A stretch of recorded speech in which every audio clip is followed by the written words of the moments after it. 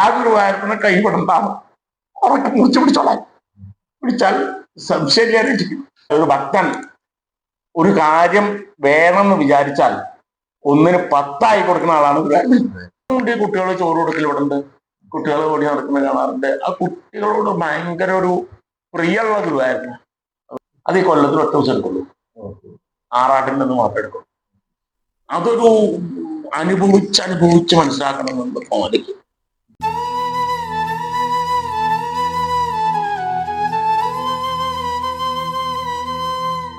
നമസ്കാരം. നിർമ്മാല്യത്തിലേക്ക് ഏവർക്കും സ്വാഗതം. നിർമ്മാല്യം ഇന്ന് എത്തി നിൽക്കുന്നത് ഗുരുവായൂരപ്പന്റെ മുഖ്യ സേവകരിൽ ഒരാളായ കിഴിയടം രാമൻ നമ്പൂതിരിയുടെ ഇല്ലത്താണ്. രാമൻ നമ്പൂതിരിയുടെ അനുഭവങ്ങളിലേക്കും വിശേഷങ്ങളിലേക്കും കടക്കാം.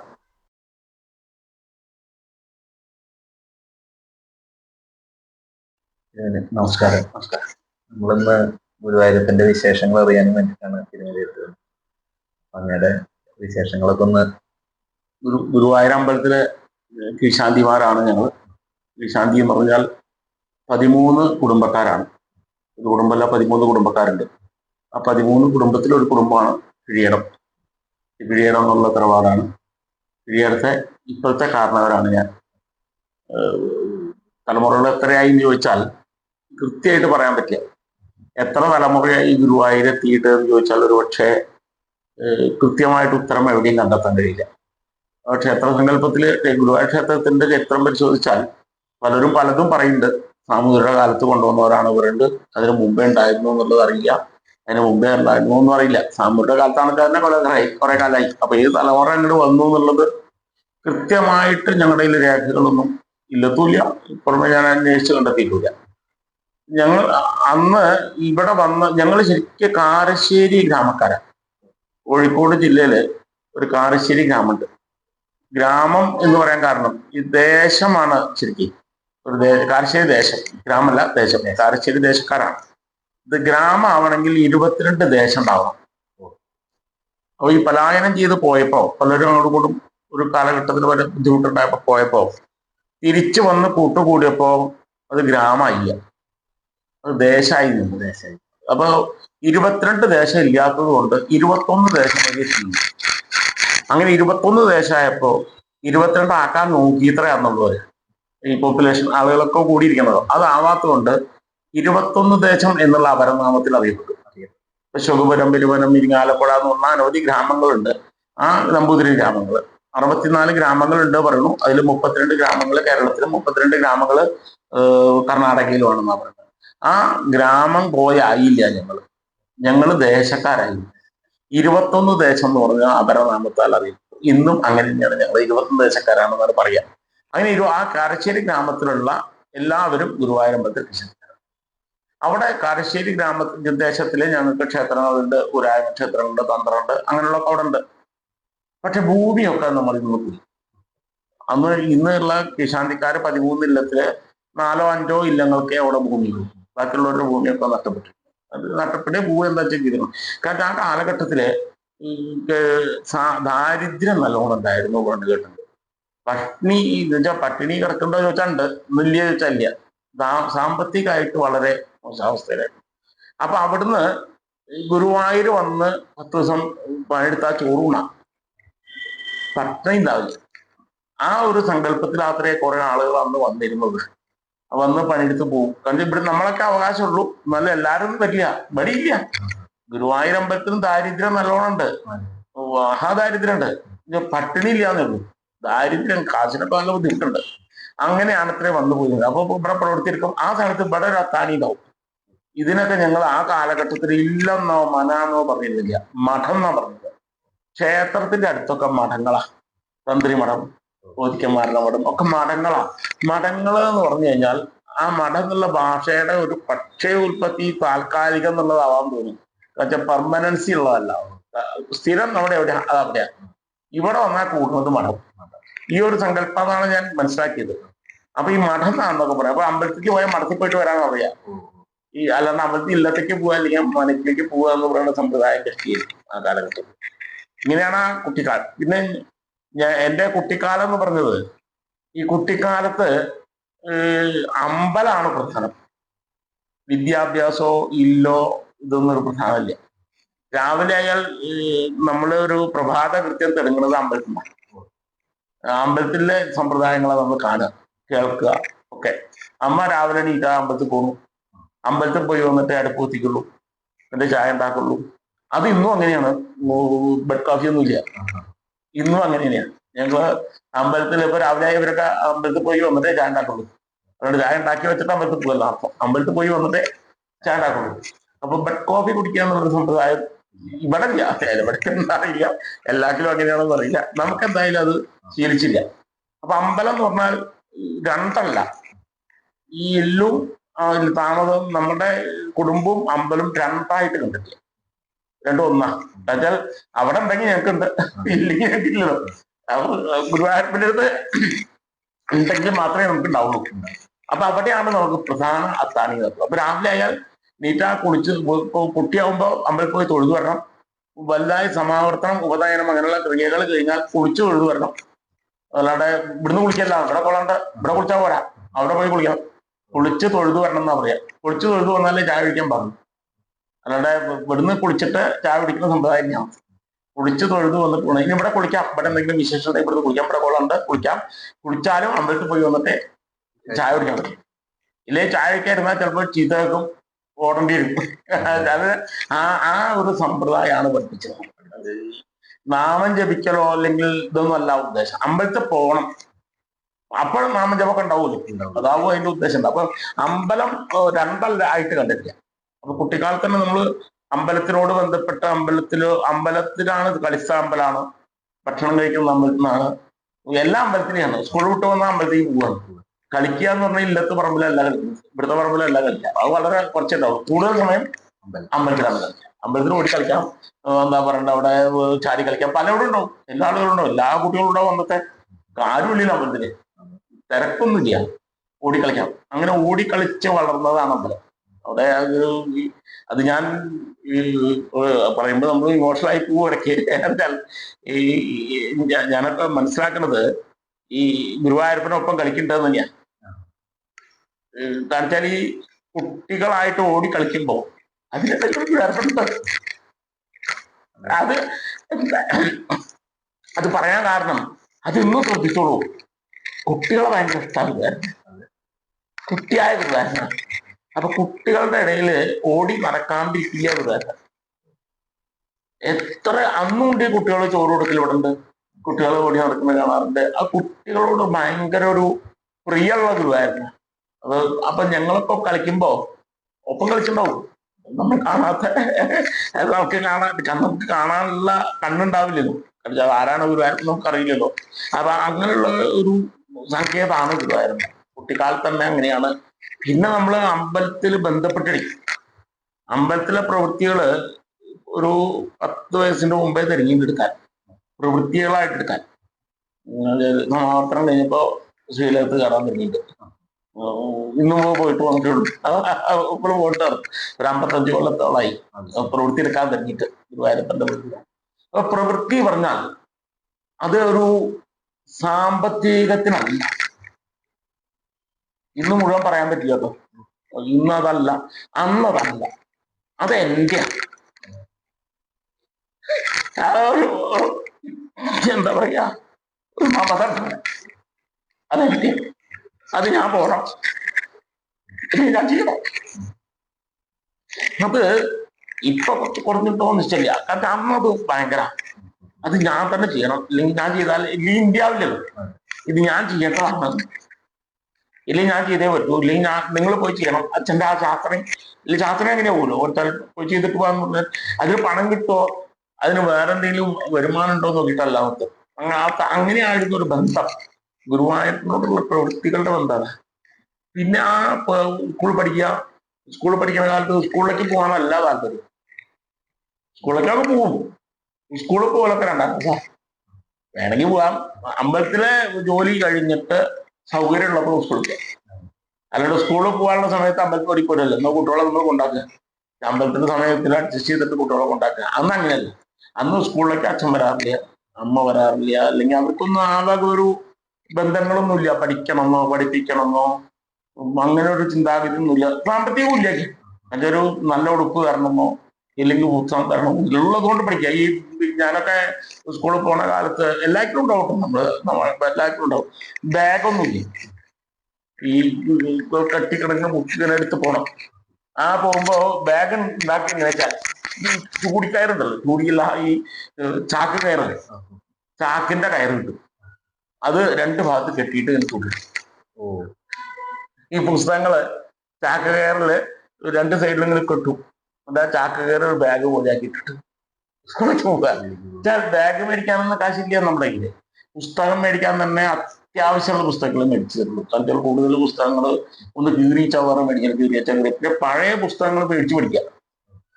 ഇന്നൊന്നും അത് ഉണ്ടോന്ന് തന്നെ അറിയില്ല. പഴയ പുസ്തകങ്ങൾ അടുത്ത 4ാം ക്ലാസ്സിൽ പഠിക്കുമ്പോൾ 5ാം ക്ലാസ്സിലായ കുട്ടികളുടെ പുസ്തകം കിട്ടുമെന്ന് നോക്കും പോയിട്ട്, അത് കീറി 2 പേജ് ഉണ്ടാവില്ല ഇടയ്ക്ക്.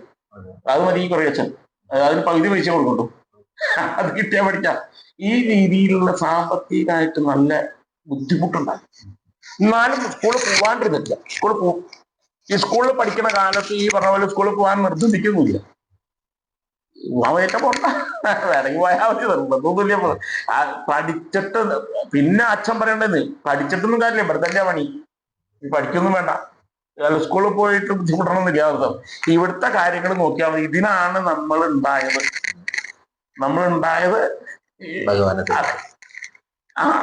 അത് പറയാറുണ്ട്. അത് നമ്മുടെ മനസ്സിൽ കൊള്ളാറുണ്ട് കേട്ടോ. അന്നും കൊണ്ടുണ്ട്. അന്ന് കൊണ്ടുണ്ടെങ്കിൽ അത് അത്ര ഗൗരവം ഉണ്ടോന്ന് അറിയില്ല. ഇന്നത് ഗൗരവമുണ്ട്. അത് ചിന്തിക്കുമ്പോൾ അത് ശരിയായിരുന്നു തോന്നിയിട്ടെന്ന് അർത്ഥം. അതന്നെയാ ശരിയെന്ന്, അത് ശരിയല്ല, അതന്നെയാ ശരിയെന്നല്ല. അപ്പൊ ആ ഒരു ബന്ധം ഉണ്ടായിരുന്നു. പിന്നെ സ്കൂളിൽ പഠിച്ചു. സ്കൂളിൽ നിന്ന് കഴിഞ്ഞ് കോളേജിൽ പോകണമെന്ന് മോഹമുണ്ടായി. കോളേജിൽ പോകാൻ താല്പര്യമില്ല, അച്ഛനൊന്നും സമ്മതിച്ചില്ല. എന്നാലും ഞാൻ കോളേജിൽ പഠിച്ചു.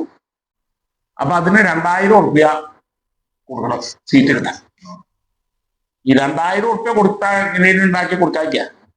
അങ്ങനെ ഞാൻ 1000 റുപ്യൊക്കെ മേടിച്ച് 2000 റുപ്യ കൊടുത്തു. 2000 റുപ്യ കൊടുത്തു സീറ്റ് കിട്ടാൻ. അച്ഛനോട് കഴിഞ്ഞിട്ട് പറഞ്ഞു, ഇങ്ങനെ TCH പോയാൽ തിരക്കടിയാവും. അപ്പൊ 2000 റുപ്യ കൊടുത്ത സീറ്റ് കിട്ടുന്ന പറഞ്ഞത്.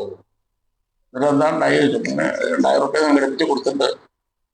അപ്പോ 2 മാസമായിട്ട് ഇങ്ങനെ പോയി പഠിക്കണം. 2 കൊല്ലാണോ തോന്നുന്നത്. അപ്പൊ 2 കൊല്ലം എങ്ങനെയാ ഭക്ഷണം കഴിക്കാതെ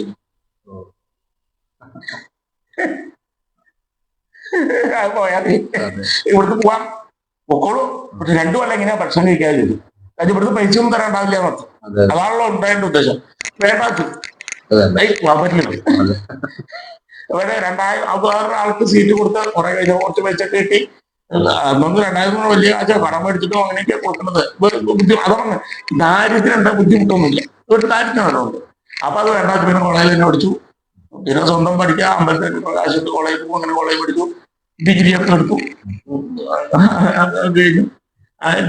അത് കഴിഞ്ഞപ്പോ ഇവിടെ ഈ പറഞ്ഞ പോലെ സാമ്പത്തികമായിട്ട് നല്ല ബുദ്ധിമുട്ടുണ്ട്. പട്ടിണിയൊന്നുമില്ല. അപ്പൊ ഈ മറ്റുള്ളവർ ചെയ്യണ പോലെ തന്നെ നമുക്ക് തോന്നൂല. ജോലി കിട്ടിയാൽ അങ്ങനെ ജോലിക്ക് പോയി. ഒരു ജോലി ഉണ്ടായിരുന്നു. ജോലി ഉണ്ടെങ്കിലും അതിനൊന്നൊരു സമാധാനം ഉണ്ട് തോന്നിയില്ല. 2 മാസം കൂടുമ്പോൾ അവർക്ക് ഓടിയിട്ട് പോരും. ഇവിടെ 4 ദിവസം നിന്നിട്ടൊക്കെ പോകും. എന്നാലും വന്നും പോയിക്കൊണ്ടിരിക്കും. അപ്പൊ അച്ഛൻ്റെ മരണമായി. പിന്നെ ചുമതല കൂടി ജോലി വേണ്ടാക്കി ചെയ്തു. അവിടെ അതല്ല തോന്നുന്നു. ഗുരുവായൂരപ്പന്റെ അടുത്ത് പണിയെടുക്കുമ്പോ അല്ലെങ്കിൽ പ്രവൃത്തി എടുക്കുമ്പോ നമുക്ക് കിട്ടുന്നൊരു അനുഭൂതി എന്നൊന്നും പറയാൻ എന്തോ ഒരു നേട്ടം ഉണ്ടല്ലോ. അത് പറഞ്ഞറിയിക്കാൻ പറ്റും. ഇന്നതാണ് കിട്ടിയത്, ഇല്ലെങ്കിൽ ഇന്നത് കിട്ടി, ഇല്ലെങ്കിൽ ഇന്നത് കിട്ടും എന്നും പറയാൻ പറ്റില്ല.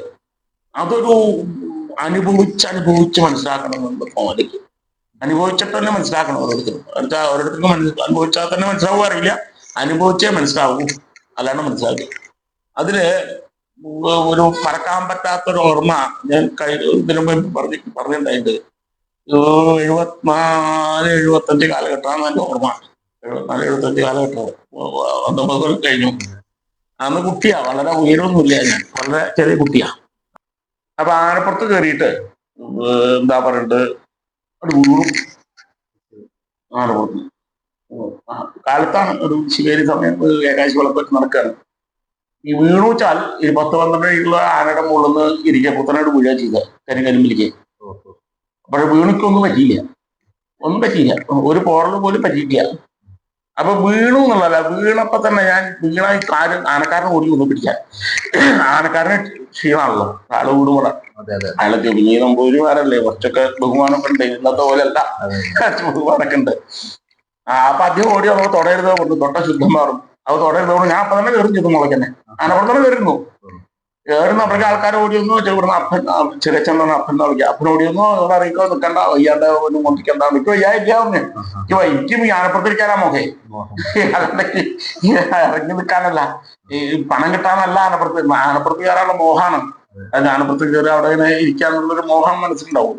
ആ രീതിയിലായിരുന്നു അവിടെ. അതല്ല ഉണ്ടായത്.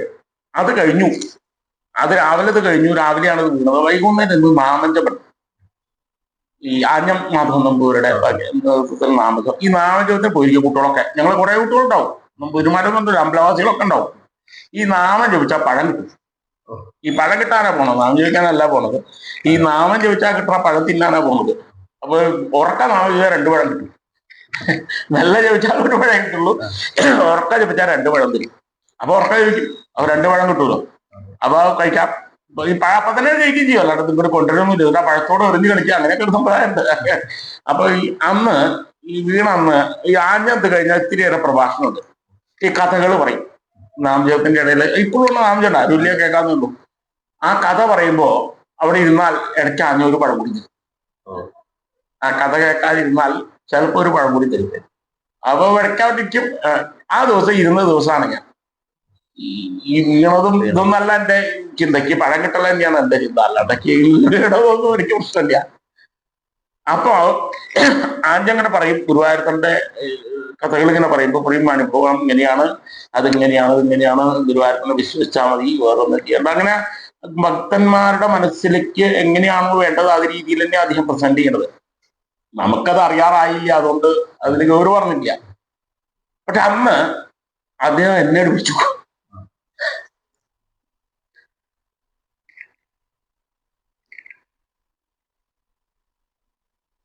എന്നിട്ട് പറഞ്ഞു, ഇത് ഗുരുവായൂരപ്പനെ രക്ഷിച്ച കുട്ടിയാണ്.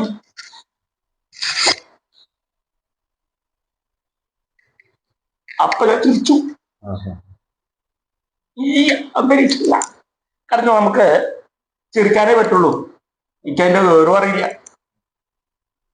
എനിക്ക് ചിരിക്കാനേ പറ്റുള്ളൂ. കാരണം എനിക്കതിന്റെ ഗൗരവമല്ലല്ലോ. രക്ഷിച്ചാന്താ ജെട്ടിച്ചാന്താ നമുക്ക് രണ്ടും പറയാം, അറിയാറായിട്ടില്ല. അപ്പൊ രക്ഷിച്ച കുട്ടിയാന്ന് പറയുമ്പോ നാമജപം ഭക്തന്മാരൊക്കെ നാമം പറയുമ്പോ അതിങ്ങനെ കേട്ടു മുഴക്കം. ഈ നാരായണ കൃഷ്ണ ഗുരുവായൂർ ഇത് കഴിഞ്ഞു. പിന്നെ കുറെ കഴിഞ്ഞപ്പോഴാണ് ചിന്തിക്കണത് അത് ശരിയാണെന്നുള്ളത്. ഈ രക്ഷിക്കാൻ ഒരാളുണ്ട്. ഇത് ഇങ്ങനെയുള്ള ധാരാളം അനുഭവങ്ങള്, ഒന്നൊന്നല്ല, ഒരു യുഗം മുഴുവൻ ഇരുന്ന് പറഞ്ഞാൽ തീരാത്തത്ര അനുഭവങ്ങളുണ്ട്. അത് അനുഭവിച്ചതാട്ടോ, അല്ലാണ്ട് കേട്ടകഥയൊന്നുമല്ല. ഒരാള് അങ്ങനെ ചെയ്തു എന്ന് കേട്ടു, അങ്ങനെയല്ല, നമ്മൾ അനുഭവിക്കണതാ. ഇത് ഗുരുവായൂരപ്പൻ എങ്ങനെയാ വെച്ചാൽ ഞാൻ മനസ്സിലാക്കുന്നത്, ഈ 19 കൊല്ലത്തെ ഗുരുവായൂരപ്പനോടുള്ള ബന്ധം നോക്കിയാൽ നല്ലോണം നമ്മൾ നോക്കും, സംശയമൊന്നുമില്ല. ഒരു പോറൽ പോലും വരാണ്ട് നോക്കും, ഒരു പോറലും പോലും നമുക്ക് തരില്ല അദ്ദേഹത്തിന്. അത് ഒരു സംശയമൊന്നുമില്ല കാര്യത്തില്. അത് നമ്മൾ അങ്ങനെ ആവണം തോന്നുന്നു. ഈ അർജുനനോട് പറയണ്ടായി, അർജുനൻ കൃഷ്ണ ഒന്നാ കണ്ടല്ലോ, ഒന്നിച്ചു പോവുക. അപ്പൊ സന്താനഗോപാലത്തില് ബ്രാഹ്മണൻ വന്ന് ചീത്ത പറഞ്ഞു അർജുനനെ. അർജുനല്ല, ശ്രീകൃഷ്ണന്റെ ദ്വാരകയിൽ വന്നിട്ട് ശ്രീകൃഷ്ണനും അർജുനനും ഇരിക്കുമ്പോ ചീത്ത വന്നു, നിങ്ങളുടെ ദുർഭരണം കാരണമാണ് കുട്ടികൾ ഉണ്ടാവാത്തത്. ഇദ്ദേഹത്തിന്റെ കുട്ടികളൊക്കെ മരിച്ചുപോയി, ബ്രാഹ്മണന്റെ. അപ്പൊ 8 കുട്ടികൾ മരിച്ചിരുന്നു. 9ാമത്തെ ശവം കൊണ്ടാ വന്നിരുന്നത്. ഈ 8 കുട്ടികൾ മരിച്ചുപോയി, ഇത് 9ാമത്തെ കുട്ടികൾക്ക് മരിച്ചു. ഇത് നിങ്ങളുടെ ദുർഭരണമാണ് ഇതിന് കാരണം. അപ്പൊ അതുകൊണ്ട് അത് ആ വിഷമം പറയാൻ വന്നാ പറഞ്ഞു. അപ്പൊ ശ്രീകൃഷ്ണൻ മിണ്ടാണ്ടിരിക്കണേ, ഒരക്ഷരം മിണ്ടില്ലേ ശ്രീകൃഷ്ണൻ. അപ്പൊ അർജുനൻ ഇങ്ങനെ ശ്രീകൃഷ്ണനെ ചീത്ത വിളിക്കാനായിട്ട് സഹിച്ചില്ല. അപ്പൊ അർജുനൻ ബ്രാഹ്മണനെ വിളിച്ചിട്ട് പറഞ്ഞു, അങ്ങനെ വിഷമിക്കണ്ട, ഇനി ഒരു ഗർഭം ഉണ്ടാവുക വെച്ചാൽ ഉണ്ണിയെ ഞാൻ രക്ഷിച്ചോളാം. ഈ ഒരു ഭാര്യ അപ്പൊ ബ്രാഹ്മണന്റെ സംശയമായി, ഇവനാണത് പറയാൻ. ശ്രീകൃഷ്ണൻ അറിയാൻ മിണ്ടാണ്ട് പൂജ ചെയ്തു, ഇരു പോരണം. അപ്പൊ അർജുനോട് പറഞ്ഞു അല്ല. അപ്പൊ അർജുനൻ പറഞ്ഞു ഞാൻ ആരെങ്കിലും അല്ല, മധ്യമ പാണ്ഡവനാണ്, വില്ലാളി വരുന്നതാണ്, അങ്ങനെയുള്ള കേമത്തം മുഴുവൻ പറഞ്ഞു. അപ്പോഴും ആ ബ്രാഹ്മണന്റെ ഈ സംശയം ഉണ്ട് ഉള്ളില്, ഇത്രയൊക്കെ കേമത്തം എന്തെങ്കിലും പറഞ്ഞാൽ മതിയോ, സംശയമുണ്ട്. എന്നാലും ബ്രാഹ്മണൻ സമ്മതിച്ചു. അങ്ങനെ ബ്രാഹ്മണൻ പിരിഞ്ഞു. അപ്പൊ ശ്രീകൃഷ്ണൻ വെറുതെ അർജുനനോട് ചോദിച്ചു അത്രേ, അർജുന എന്തിനാ ബ്രാഹ്മണൻ വന്നത്? കാര്യമൊന്നുമില്ല പറഞ്ഞു. അത് ഇവിടുന്ന് അറിയേണ്ട കാര്യമൊന്നുമില്ല എന്ന് പറഞ്ഞു. അങ്ങനെ കാലം കഴിഞ്ഞു. ബ്രാഹ്മണിയമ്മ ഗർഭിണിയായി, അന്തർജനം ഗർഭിണിയായിട്ട് തിരിച്ചു വന്ന് അർജുനന്റെ അടുത്ത് വന്ന് പറഞ്ഞു. അപ്പോ നിബന്ധനകൾ പറഞ്ഞു, കാര്യങ്ങൾ പറഞ്ഞു. പ്രസവത്തിന്റെ സമയമായ ഞാനോട് വരാവുന്നു. അങ്ങനെ ആ പ്രസവത്തിന്റെ സമയമായപ്പോ അർജുനൻ പോയി എന്നാണ്. അപ്പോഴും ശ്രീകൃഷ്ണൻ ചോദിച്ചു അത്രേ എങ്ങടാ പോന്നു? അത് ഇതുവരെ ഒന്ന് പോയിട്ട് വരാൻ പറഞ്ഞു. അപ്പോഴും ഇത് പറഞ്ഞില്ല ശ്രീകൃഷ്ണനോട് എന്ന്. അപ്പൊ അത്താഴത്തിന് വരില്ല എന്നും കൂടി വിളിച്ചു പറഞ്ഞു എന്നാണ് പണ്ഡിതന്മാര് പറയാറ്. എന്നിട്ട് കാത്തക്കണ്ടാന്ന് ഇവർ ഒന്നിച്ചാ ഊണ് കഴിക്കാറേ, അത് കാത്തക്കണ്ട. അങ്ങനെ അവിടെ ചെന്നൊരു ശരകൂടം കിട്ടി. ആ ശരകൂടത്തിൽ ഈ ഗർഭിണിയായ അന്തർജലത്തിലെ കയറ്റിയിരുത്തി. എന്നുവെച്ചാൽ ഒരു പഴുത് പോലും ജീവൻ പുറത്ത് പോകരുതെന്നാ, ജീവൻ ഉമ്പരുത്. എന്നുവെച്ചാൽ ആ അത്ര ശരകോലം അമ്പാണ്ട് ഒരു ശരകൂടം ഉണ്ടാക്കിയതാണ്. ആ ശരകൂടത്തിനുള്ളിൽ കൊണ്ടുപോയി ഇരുത്തി ഈ ഗർഭഗൃഹാക്കിയിട്ട് ഒരു ജീവൻ ഉണ്ടല്ലോ, ഈ ജീവൻ എന്ന് പറഞ്ഞ സാധനം ഒരു കാരണവശാലും പുറത്തേക്ക് പോരുന്നതാണ്. അത്രേ അർജുനന്റെ മനസ്സിലേ. അവിടെ സത്യം ചെയ്തിട്ടുണ്ട്, അഥവാ ഇത് ജീവൻ രക്ഷിക്കാൻ കഴിഞ്ഞില്ല ഞാൻ ആത്മഹത്യ ചെയ്യുന്നു പറഞ്ഞിട്ടുണ്ട് അർജുനെ. അങ്ങനെ ആ പ്രസവ സമയമായി. പ്രസവിച്ചു. ശവം പോലും കിട്ടിയില്ല, ഇല്ല, പറന്നുപോയതാണ് ഈ ജീവൻ. ഇത് ബ്രാഹ്മണൻ കേട്ടു. ബ്രാഹ്മണൻ അന്താളിച്ച് നിന്നു. ബ്രാഹ്മണന് വല്ലാണ്ട് സഹിക്കാൻ പറ്റില്ല. ബ്രാഹ്മണൻ അർജുനന്റെ അടുത്ത് ചെന്നിട്ട് കൊണ്ടു, നന്നായി, എന്റെ ശബ്ദം കൊണ്ട് ഒരു ഗുണം കിട്ടിയില്ലേ. എന്താ വെച്ചാൽ നീ ജീവൻ തരാറുന്നതോ കൊണ്ട് ശവദാഹം വേണ്ടാത്ത കഴിഞ്ഞു. മറ്റേ ശവദാഹം വേണ്ടിയിട്ടുള്ളൂ, ഈ ഓരോന്നിനും കൊണ്ടുപോയി കുഴിച്ചിടണം. ഇപ്പൊ നിന്റെ ശബ്ദം കൊണ്ട് എനിക്ക് തരായി, പോയി ചാവ് എന്നൊക്കെ ചീത്ത വിളിക്കുകയാണ് ചെയ്തത് ബ്രാഹ്മണന്റെ ഭാഷയില്. അവിടുന്ന് അർജുനൻ ആത്മഹത്യക്ക് പോവുകയാണ്. അപ്പൊ ശ്രീകൃഷ്ണൻ ഒപ്പം ഉണ്ടായിരുന്നു. ശ്രീകൃഷ്ണൻ ഒപ്പം ഉണ്ട്, അർജുനൻ കാണുന്നില്ല. അപ്പൊ ശ്രീകൃഷ്ണൻ ഒരു വാക്ക് എന്നോട് എന്ത് പറഞ്ഞാൽ മതി, ഞാൻ 1ന് 10 കൊടുക്കും, പറയണ്ടേ. അർജുനൻ പറഞ്ഞില്ല. അവിടെ ചെന്ന് തീ ചാടുമ്പോ കയറി പിടിച്ചു കൃഷ്ണൻ. അപ്പൊ കൃഷ്ണൻ കുറെ ചീത്ത വിളിച്ചു. അപ്പൊ ശേഷം പറഞ്ഞു ഒക്കെ നമ്മളോടൊരു വാക്ക് പറയാനില്ലേ, ഒരു വാക്ക് എന്നോട് പറഞ്ഞാൽ പോരെ. എന്നിട്ട് തീർത്തും സംശയം വന്നപ്പോ 10 ഉണ്ണികളെയും കൊടുത്തു എന്നാണ് കഥ. ഈ 10 ഉണ്ണികളെയും ഈ ബ്രാഹ്മണനെ തിരിച്ചു കൊണ്ടു കൊടുത്തു. ഈ അർജുനനെയും കൊണ്ട് വൈകുണ്ഠത്തിൽ പോയി ആ 10 ഉണ്ണികളെയും കൊണ്ടുവന്ന് ഈ ബ്രാഹ്മണനെ ഏൽപ്പിച്ചു. അപ്പോ എന്താ വെച്ചാൽ ഒരു ഭക്തൻ ഒരു കാര്യം വേണമെന്ന് വിചാരിച്ചാൽ 1ന് 10 കൊടുക്കുന്ന ആളാണ് ഗുരുവായൂർ. അതിനാണ് ഇത് പറഞ്ഞത്. ഒട്ടും സംശയിക്കേണ്ട ഗുരുവായൂരിന്റെ കാര്യത്തിൽ, ഒട്ടും വിചാരിക്കേണ്ട. പല അപവാദങ്ങളും പല കാര്യങ്ങളും ക്ഷേത്രത്തിനെ കുറിച്ചോ ഗുരുവായൂരിനെ കുറിച്ചും ഉണ്ടാവും. അത് നമ്മൾ കാലത്തിന്റെ കേട്, അതുണ്ടാവാറില്ല. പക്ഷെ ഗുരുവായൂരപ്പൻ യാതൊരു സംശയപ്പെട്ട ഒരു ഭക്തൻ വന്ന് പറഞ്ഞാൽ, ഭക്തന്റെ മനസ്സ് വേദനിച്ചാൽ അത് ഏറ്റവും കൂടുതൽ വേണ്ടിയിട്ടാണ് ഗുരുവായൂർ. സംശയമൊന്നുമില്ല. ഗുരുവായൂരപ്പന് ഒരു ആള് കരയുന്നത് ഇഷ്ടമല്ല, ഒരാൾ കരയുന്നത് ഇഷ്ടമല്ല, ഒരാൾ കരയാൻ പാടില്ല. എന്നാ കരയണില്ലേ, കരയേണ്ടി വരുന്നത് കരയാണ്ടി ആവാനാ. കരയുന്നത് സ്ഥിരമായിട്ട് കരയാനല്ല, കരയാണ്ടി ആവണം. അതിന് ഗുരുവായൂരത്തിന്റെ അടുത്ത് വരുന്നു. ഇപ്പൊ ഞാൻ പലതും കണ്ടിട്ടുണ്ട്. കരയണവരെ കണ്ടിട്ടുണ്ട്, ചിരിക്കണവരെ കണ്ടിട്ടുണ്ട്, കിടന്നുരുളണവരെ കണ്ടിട്ടുണ്ട്. പ്രാന്താന്ന് പറയുന്നുണ്ട്. ഇത് ഭ്രാന്തൊന്നുമല്ല, അതൊരു ഭക്തി, അതൊരു പ്രേമം തന്നെയാണ്. ഒരു ഗുരുവായൂരപ്പനോടുള്ള ഒരു ബന്ധം, അത് ഒരു ഇങ്ങനെയാ പറഞ്ഞറിയിക്കാൻ, നേരത്തെ പറഞ്ഞ പോലെ പറഞ്ഞറിയിക്കാനും പറ്റില്ല, അനുഭവിച്ചറിയാൻ വേണം. അപ്പൊ ആ വീണ കഥ അതാണ് പറയാ ഞാനൊരു ഇത് എന്ന് പറയുന്നത്. പിന്നെ വിദ്യാഭ്യാസം കഴിഞ്ഞു, ജോലി കഴിഞ്ഞു, വിവാഹം കഴിഞ്ഞു, കുട്ടികളായി. ഇപ്പോഴും അമ്പലത്തിലെ പ്രവൃത്തിയെടുക്കുമ്പോ എന്താന്ന് ചോദിച്ചാൽ 65 വയസ്സായി, ഇപ്പോ 64 വയസ്സായി കഴിഞ്ഞു, 65 പോറായി. ഗുരുവായൂരപ്പന്റെ അടുത്ത പ്രവൃത്തി എടുത്ത് മരിക്കുക. അതല്ലാതെ ഒന്നുണ്ടാവണമെന്ന് തോന്നുന്നില്ല. പിന്നെ സാമ്പത്തികമായിട്ട് വിഷമമുണ്ട് പുള്ളി, ഒരിക്കലും വിഷമിപ്പിച്ചിട്ടില്ല. ധാരാളം ഇല്ലാന്നേ ഉള്ളൂ. എല്ലാവരും വല്ല ബെൻസ് കാറിലാണ് കൊടുത്താൽ എനിക്ക് ഓട്ടോറിക്ഷയിൽ പോകാൻ പറ്റും. അത് പറ്റായൊന്നുമില്ല. ഈ ബെൻസിൽ വേണമെന്ന് വിചാരിക്കേണ്ട, ഓട്ടോറിക്ഷയ്ക്ക് കയറണമല്ലോ, എനിക്കത് മതി. അത്ര അല്ല, അങ്ങനെ ചിന്തിച്ചാൽ സുഖമായിരുന്നു. ഗുരുവായൂരപ്പൻ ഒരു ബുദ്ധിമുട്ടും ഒരു കാലത്തും വരുത്തിയിട്ടില്ല. ഈ പണം കൊണ്ടുള്ള ബുദ്ധിമുട്ടും നമുക്ക് പോരായ്മകളേ ഉള്ളൂ, ദാരിദ്ര്യമൊന്നുമില്ല. പോരായ്മകളുണ്ടോ, അത് പോരാതൊന്നുമില്ലേ, ആ പോരായ്മകളേ ഉള്ളൂ. അല്ലാണ്ട് ബുദ്ധിമുട്ടൊന്നും ഇല്ലെന്നാണ്, ധാരാളിപ്പൊന്നും ഇല്ല എന്ന് മാത്രമേ ഉള്ളൂ. എപ്പ എന്ത് മനസ്സിൽ വിചാരിച്ചാലും അത് ഗുരുവായൂർ നടത്തി തരാറുണ്ട്. വേണം വിചാരിച്ചാൽ അത് നടത്തി തരും, അതിനൊന്നും ബുദ്ധിമുട്ടില്ല. വിദ്യാഭ്യാസത്തിന്റെ കാര്യം, കുട്ടികളുടെ കാര്യത്തിലായാലും, കുട്ടികളുടെ വിദ്യാഭ്യാസത്തിനായാലും, അവരുടെ വിവാഹ കാര്യത്തിലായാലും ഒന്നും എന്റെ വ്യക്തിപരമായിട്ട് എനിക്ക് ബുദ്ധിമുട്ടുണ്ടായില്ല. ഞാൻ പലരും കണ്ടതിലും എനിക്ക് ബുദ്ധിമുട്ട് കാണാറില്ല. പലരും നമ്മൾ കാണാറുണ്ട്, പലരും നമ്മുടെ അടുത്ത് വന്ന് പറയാറുണ്ട്, അതിന്റെ എന്താ ചെയ്യേണ്ടത്, ഇതെന്താ ചെയ്യേണ്ടത് ചോദിച്ചാൽ ബൈക്കിന് തോന്നിയത് പറഞ്ഞു കൊടുക്കുന്നതന്നെ പറയാൻ വയ്ക്കൂട്ടോ. കാരണം വെച്ചാൽ അത് ശരിയാണോ നമുക്കറിയില്ല. ഇപ്പോഴും തോന്നിയതാണ് പറയുക എന്നല്ലാണ്ട് അത് എഴുതി വെച്ചിട്ട് അത് പറയുക, അല്ലെങ്കിൽ ഒരു പഠിച്ചു പറയണമൊന്നുമില്ല അതിൽ. ആ പറയണത് കൊണ്ട് പലർക്കും ഗുണം കിട്ടിയിട്ടുണ്ട് എന്ന് വിശ്വസിക്കുന്ന ആളാണ്. പലർക്കും ഗുണം കിട്ടിയിട്ടുണ്ട്, പലരും നമ്മളോട് പറയാറുണ്ട് നന്നായി അനുഭവിച്ചു, അത് ശരിയായിട്ട് എന്ന് പറയാറുണ്ട്. അങ്ങനെയും അനുഭവങ്ങൾ കണ്ടിട്ട് പിന്നെ ഈ ഗുരുവായൂരപ്പനെ കുറിച്ച്, പ്രവൃത്തികളെ കുറിച്ച് പറയുക, അന്ന് പ്രവൃത്തികൾ കുറവാ, കാരണം ഇത്ര അധികം തിരക്കില്ല. ഇപ്പൊ പ്രവൃത്തി ധാരാളം പേര്, ഒരു മിനിറ്റ് ഒഴിവില്ലാണ്ട് പ്രവൃത്തി എടുക്കാൻ എത്ര ജോലി ചെയ്യാം. പിന്നെ അതും അല്ലാത്തൊരു അത്ഭുതം എന്താ വെച്ചാൽ ഞങ്ങൾക്കൊന്നും ശമ്പളമില്ല. അതൊരു പക്ഷേ ആർക്കും അറിയണ്ടാവില്ല. ഈ കീഴ്ശാന്തിമാർക്കൊന്നും ശമ്പളമില്ല. കീഴ്ശാന്തി മേശാന്തിക്കുണ്ട്, മേശാന്തി അപ്പായന്റെ 6 മാസത്തേക്ക്. തന്ത്രി ഓരിക്കന്മാര്, കീഴ്ശാന്തി വാര്യന്മാര്, ഒന്നും ശമ്പളമില്ല. പിന്നെ എങ്ങനെയാ ജീവിക്കുന്നത്? അവിടെയാണ് ഗുരുവായൂരപ്പന്റെ കേമസം. ഞാൻ വിശ്വസിക്കുന്നതാണ്, പ്രവൃത്തി എടുത്താൽ കാശ് തരും. അവിടെ വന്ന് പണിയെടുത്താലേ കാശ് തരാം. പണി എടുത്തില്ലേ ചോറ് തരാം, മൂളിച്ചോറ് പോയിട്ട് ചോറ് 2 തരം തരും. അതാണ് ശമ്പളം. 2 തരം ചോറ് തരും മരിക്കണവര്. തേച്ച് കുളിക്കാൻ എണ്ണയും തരും. കുളിക്കുകയും ചെയ്യാം, ഊണിക്കുകയും ചെയ്യാം. പൈസ കാണിച്ചാൽ പണിയെടുക്കണം. പണിയെടുത്താൽ പൈസ കിട്ടും. ഈ പണിയെടുക്കുന്നതിനാണ് വിഹിതം തരിക, ശമ്പളമായിട്ടില്ല.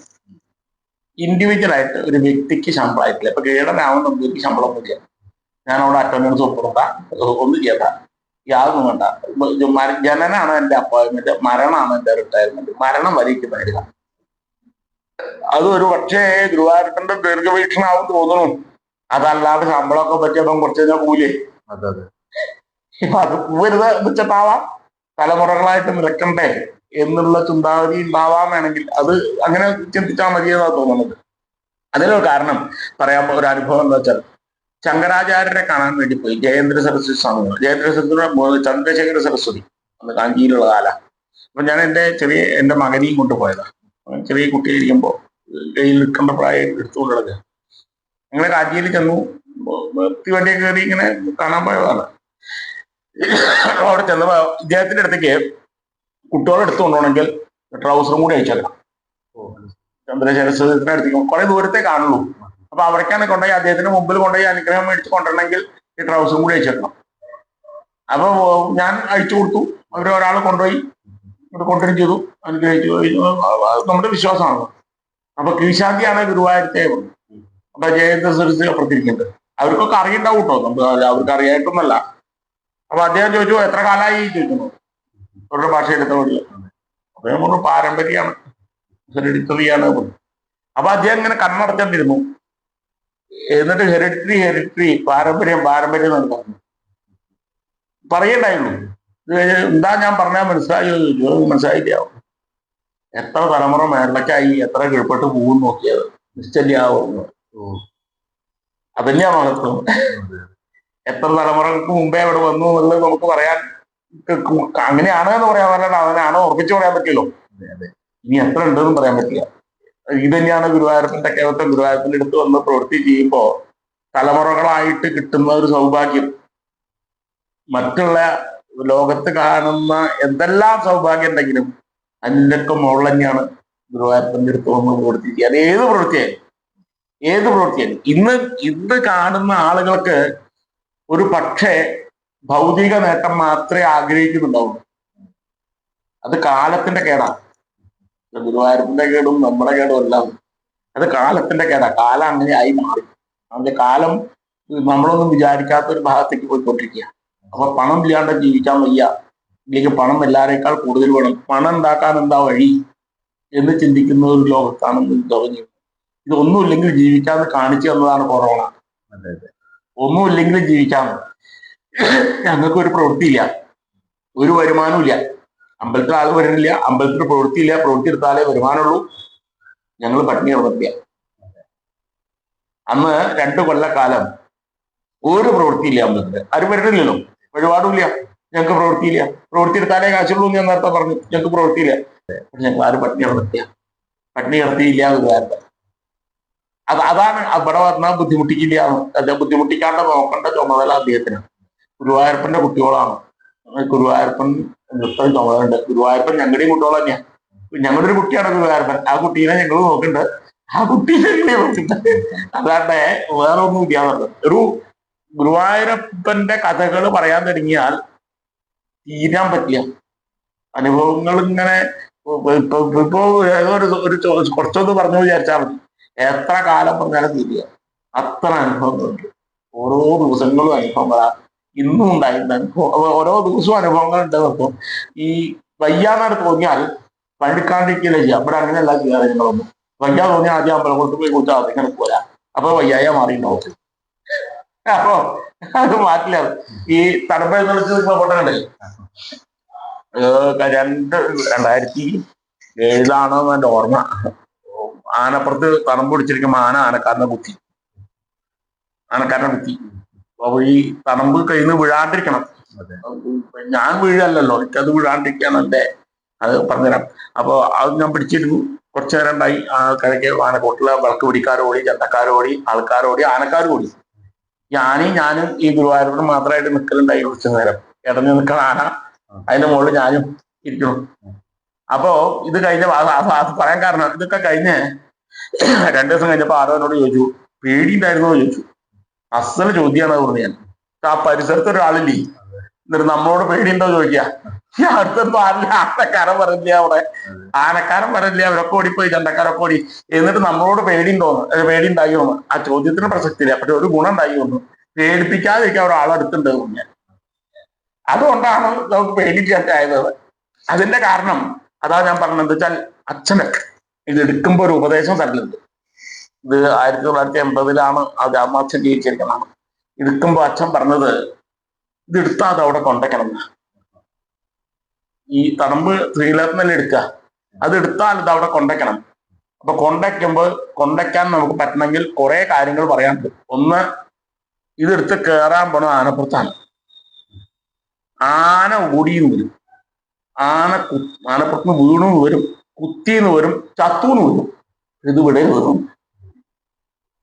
വിടരുത്, ഇത് തിരിച്ചവിടെ കൊണ്ടേക്കാനുള്ള ചുമതലയുണ്ട്. ഇതാണ് മനസ്സിലായി. അതാണ് ഗുരുവായൂരപ്പന്റെ. ആ ഗുരുവായൂരപ്പനെ കൈവിടണ്ടാണ്. ഉറക്കെ മുറിച്ച് പിടിച്ചോളാൻ. പിടിച്ചാൽ സംശയം. ഏത് ആപത്തെന്നല്ല, ഏത് ദുർഘട ഘട്ടത്തിലും ഒപ്പുണ്ടാവും. സംശയമൊന്നുമില്ല. ഇത്രയ്ക്ക് പറയാൻ പറ്റുള്ളൂ. ഒക്കെ പറഞ്ഞാൽ നമ്മൾ വല്ലാതെ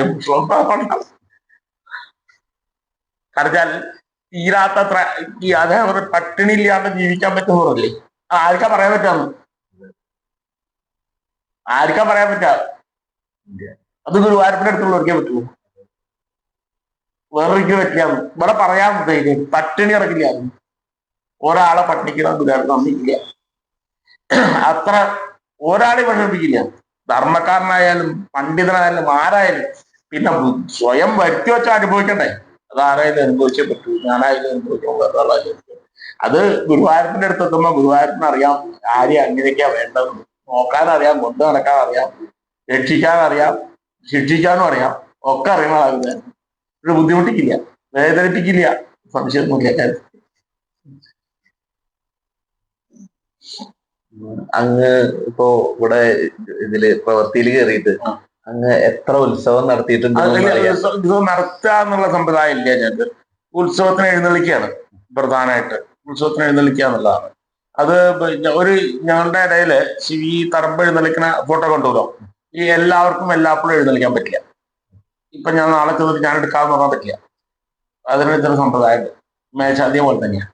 ഒരു 6 മാസ കാലമാണ് അതിന് കഴിഞ്ഞു. ഒരു ഇല്ലത്തിന് 2 ഇല്ലം കൂടിയിട്ട് 6 മാസം കൂടി നടത്തുക എന്നുള്ളതാണ്. അത് 55 വയസ്സ് വരെ ഇപ്പൊ പറ്റും. പഴയ കാലത്ത് അതില്ല, വഹിക്കുന്ന കാലം വരെ ആവാം. ഇപ്പൊ ഈ കാലത്തിന്റെ മാറ്റം വന്നിട്ട് 55 വയസ്സ് കഴിഞ്ഞാൽ അപ്പൊ എൻ്റെ ഒക്കെ കഴിഞ്ഞു, കാലാവധി കഴിഞ്ഞിരിക്കും. 18 വയസ്സിൽ തനിയുണ്ട്. ഇന്ന് 18 വയസ്സിലെ 30 വയസ്സാവണം. അന്ന് 18 വയസ്സിൽ പറ്റും. അങ്ങനെ ഞാൻ 7 പ്രാവശ്യം എഴുന്നള്ളിക്കാൻ തരായിട്ട് 7 ഊഴം എടുക്കാൻ പറ്റിയിട്ട് അതില് 4 ഊഴം ഉത്സവമായിരുന്നു. 4 ഊഴം ഉത്സവമായിരുന്നു. അപ്പൊ ഉത്സവത്തിന് എന്താ പ്രത്യേകത വെച്ചിട്ടുണ്ടെങ്കിൽ, ഈ പള്ളിവേട്ട ആറാട്ടാണ് ഞങ്ങളുടെ എന്താ പ്രൈം ടൈം. ഈ ശാന്തിക്കാരെ സംബന്ധിച്ചിടത്തോളം, അല്ലെ ശാന്തിയേട്ട നമ്പൂതിരി എന്നാണ് ഞങ്ങൾക്ക് ആ സമയത്ത് ഡെസിഗ്നേഷൻ. ആ ശാന്തിയേട്ട നമ്പൂതിരിക്കുള്ള പ്രൈം ടൈം ഉത്സവത്തിന് പള്ളിവേട്ട ആറാട്ട്. ഈ പള്ളിവേട്ട ആറാട്ടിന് എന്താണ് പ്രത്യേകത വെച്ചാൽ, ഈ 2 ദിവസവും ദീപാരാധന നടത്തേണ്ട അവകാശം ഞങ്ങളുടെയാണ്. ബാക്കി 363 ദിവസവും മേശാന്തിയാണ് ദീപാരാധന നടത്താൻ. ഈ 2 ദിവസം ദീപാരാധന നടത്താനുള്ള അവകാശം മേശാന്തിക്കാണ്, ഈ എഴുന്നള്ളിക്കുന്ന ആൾക്കാർ. അപ്പൊ നമ്മളാണ് ദീപാരാധന കഴിക്കാൻ.